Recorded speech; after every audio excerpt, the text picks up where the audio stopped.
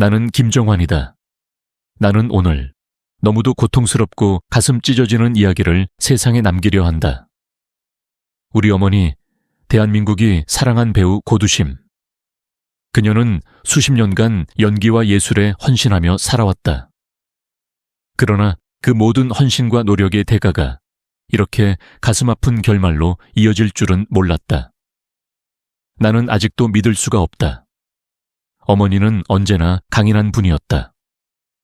드라마 속에서도 현실에서도.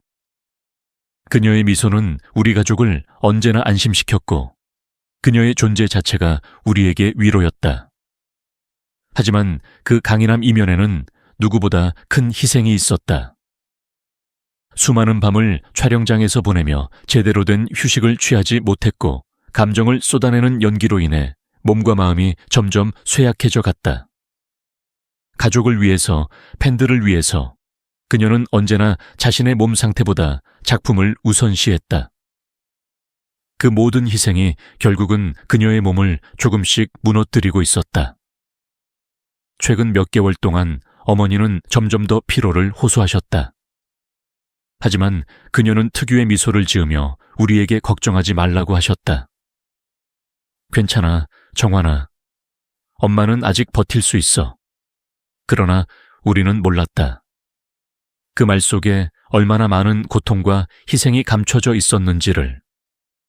그날 어머니가 갑자기 쓰러지셨다. 너무도 갑작스럽고 충격적인 순간이었다.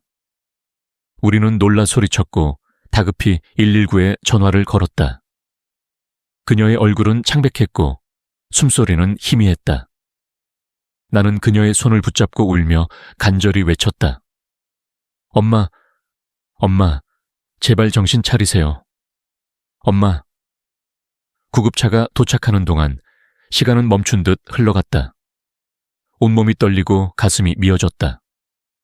내가 어릴 적 아프면 언제나 곁에서 손을 잡아주던 어머니였다. 그런데 지금은 내가 어머니의 손을 잡고 있었다. 그 차운 손끝이 두려웠다.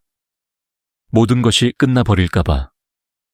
병원에 도착하자마자 의사들은 급하게 어머니를 응급실로 옮겼다. 의료진들은 빠르게 움직였지만 나는 그들의 얼굴에서 심각한 기색을 읽을 수 있었다. 상태가 심각합니다. 준비하세요. 의사의 말이 귓가를 때렸다. 나는 머리가 하얘졌고 그 자리에서 주저앉고 말았다. 어머니를 잃을지도 모른다는 생각이 나를 짓눌렀다. 어머니의 병실 앞에서 나는 온몸이 부서질 것처럼 흐느꼈다. 동생들도 마찬가지였다. 우리는 서로 부둥켜 안고 울었다. 어머니는 우리가 어릴 때부터 단 한 번도 약한 모습을 보인 적이 없었다. 항상 강하고 우아하고 빛나는 분이셨다. 그런데 지금 그녀는 차가운 병실에 누워있다. 너무나도 고통스러웠다. 의사들은 그녀의 건강 상태가 예상보다 훨씬 악화되었다고 말했다. 연기 생활로 인해 혹사된 몸이 한계에 도달한 것이었다. 그녀는 수많은 밤을 새우고 촬영장에서 자신의 몸을 혹사시키며 우리에게 그리고 대중에게 최고의 연기를 선물해 주셨다. 하지만 그 대가는 너무나도 컸다. 심지어 의사들조차 놀랄 정도였다. 이렇게까지 몸을 혹사하셨다니. 어떻게 버티신 거죠? 그 말이 내 심장을 찔렀다. 그녀는 얼마나 힘들었을까? 우리에게는 언제나 밝은 미소를 보여줬지만 그 미소 뒤에 감춰진 아픔을 우리는 몰랐다. 나는 후회했다. 더 일찍 알아차렸어야 했는데 어머니가 아프다고 말씀하시기 전에 그녀가 너무 힘들어지기 전에 우리가 붙잡았어야 했는데 왜 우리는 그녀의 고통을 보지 못했을까? 왜 그녀의 미소만 믿고 안심했을까? 너무도 후회스러웠다. 그날 밤 우리는 병실에서 어머니의 곁을 지켰다. 그녀의 얼굴을 바라보며 우리는 조용히 눈물을 흘렸다. 그녀는 여전히 아름다웠다. 하지만 너무도 연약해 보였다. 마치 바람이 불면 사라질 듯이 나는 그녀의 손을 꼭 잡았다. 이 손을 놓고 싶지 않았다. 아직은.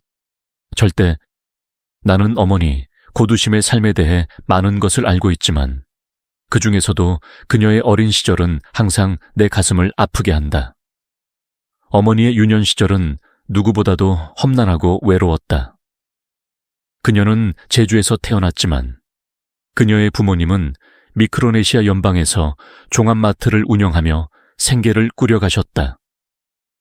아버지는 먼저 태평양을 건너가 터전을 닦았고 이후 제주로 돌아와 어머니와 결혼한 후 다시 미크로네시아로 떠났다. 그곳에서 긴 시간을 보내며 정착했지만 태평양 전쟁이 발발하기 전 아버지는 20년, 어머니는 10년을 체류하다가 겨우 제주로 돌아올 수 있었다. 그렇게 어렵게 돌아온 제주에서도 가족들은 끊임없이 생계를 위해 땀을 흘려야 했다. 감귤 농사부터 잡곡 농사까지 대규모 농사를 짓는 것이 그들의 유일한 생존 방식이었다. 어머니는 3남 4녀 중 둘째로 태어났다. 어린 시절부터 집안의 일손을 돕는 것이 당연한 일이었고 그녀는 부모님의 기대에 부응하기 위해 자신을 희생해야 했다. 하지만 그녀에게도 꿈이 있었다. 그녀는 한국 무용을 사랑했고 중고등학교 시절에는 무용단 활동까지 할 만큼 재능을 보였다. 제주여고에 다니던 시절 그녀는 도대표로 선발되어 경희대학교에 무용특기생으로 입학할 기회를 얻었다. 그러나 그 꿈은 집안의 완강한 반대에 부딪혔다. 가난했던 집안 형편상 예술을 전공하는 것은 사치라고 여겨졌던 것이다. 결국 그녀의 자리는 친구에게 넘어갔다. 그때의 상실감과 좌절은 오랫동안 그녀의 가슴속에 남아 있었다. 그러나 어머니는 쉽게 포기하지 않았다. 그녀는 서울에서 대학을 다니던 셋째 오빠를 핑계 삼아 집을 떠날 계획을 세웠다. 오빠 밥을 해주겠다는 말로 가족들의 허락을 받아낸 것이다. 그렇게 그녀는 서울로 올라왔고 무대가 아닌 사무실에서 새로운 삶을 시작해야 했다. 세종문화회관 근처의 한 회사에 들어가 미스고로 불리며 4년을 일했다. 무용을 향한 꿈은 멀어졌고 그녀는 현실에 순응해야 했다. 어머니는 가끔 그 시절을 떠올리며 먼 곳을 바라보곤 하셨다. 그녀가 이루지 못한 꿈, 그리고 포기해야 했던 것들. 그녀가 연기자로서 살아가면서도 늘 진심을 다해 배역을 맡았던 이유는 어쩌면 그녀의 가슴 깊숙이 남아있는 그 아련한 상처 때문이 아닐까. 나는 그런 어머니의 삶을 생각할 때마다 가슴이 미어진다. 그녀는 누구보다 강했고 누구보다 많은 것을 희생하며 살아왔다. 그리고 나는 그녀의 아들로서 그녀의 이야기를 세상에 남기고 싶다. 고두심이라는 이름을 들으면 누구나 따뜻한 미소와 강인한 연기를 떠올릴 것이다. 그녀는 단순한 배우가 아니라 대한민국 드라마 역사 속에서 빼놓을 수 없는 전설적인 인물이다. 그러나 그녀의 시작은 결코 순탄하지 않았다. 1972년 AMB 공채 탤런트 5기로 선발된 고두심은 전체 1등으로 입사하며 당당히 배우의 길을 걷기 시작했다. 그녀의 동기들로는 한인수, 현석, 이계인, 박정수 등 지금도 이름만 들어도 알 수 있는 연기파 배우들이 있었다. 그러나 입사 후 첫 대본 리딩 자리에서 그녀는 긴장으로 인해 대사를 잊어버리고 말았다. 그 순간 그녀는 자신이 이곳에서 버틸 수 있을까 고민했다. 하지만 그녀는 쉽게 포기하지 않았다. 처음에는 단역과 잔심부름만을 도맡았고 생활도 넉넉하지 않았다. 결국 연기를 포기하고 일반 회사에 취직하여 2년간 회사원으로 살아갔다. 하지만 운명은 그녀를 연기자로 이끌었다. 그녀를 눈여겨본 한 드라마 PD의 연락을 받고 다시 연기의 길로 돌아오게 된 것이다. 그녀의 재기작인 갈대는 그녀에게 새로운 기회를 안겨주었고 이후 밀물 1775에서 4대 독자 이대근의 신부 역할을 맡으며 본격적인 주목을 받았다. 이 작품에서 그녀는 아이를 낳지 못해 가족들에게 핍박받는 여인의 모습을 깊이 있게 연기했고 그 해 MBC 신인상을 수상하며 연기력까지 인정받았다. 그녀의 진정한 전성기는 1977년이었다. 제주도 출신 위인 김만덕의 일대기를 다룬 드라마 정화에서 주연을 맡으며 전국적인 인지도를 얻게 되었다. 이 작품을 통해 그녀는 한국 연극영화예술상 TV 부문 신인상을 거머쥐며 확실한 입지를 다졌다. 이후 그녀는 시대극과 현대극을 넘나들며 다양한 역할을 소화했다. 고두심 하면 떠오르는 별명 중 하나가 바로 국민 엄마다.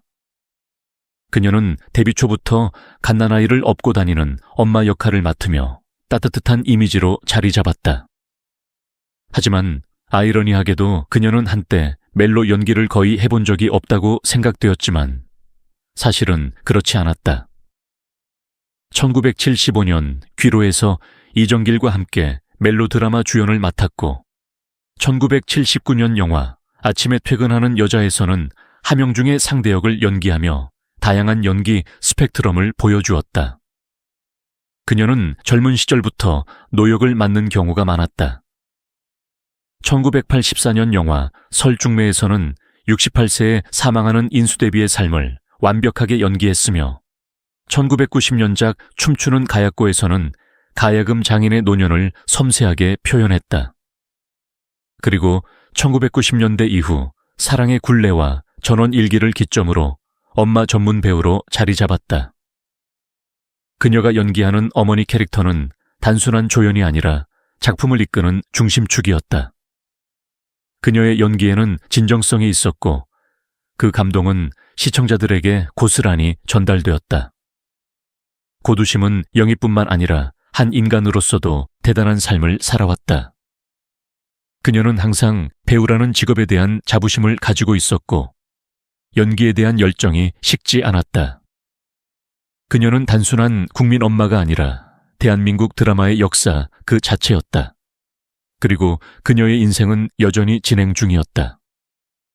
그녀의 모든 영희는 오랜 시간 대중의 가슴 속에 남아있을 것이다.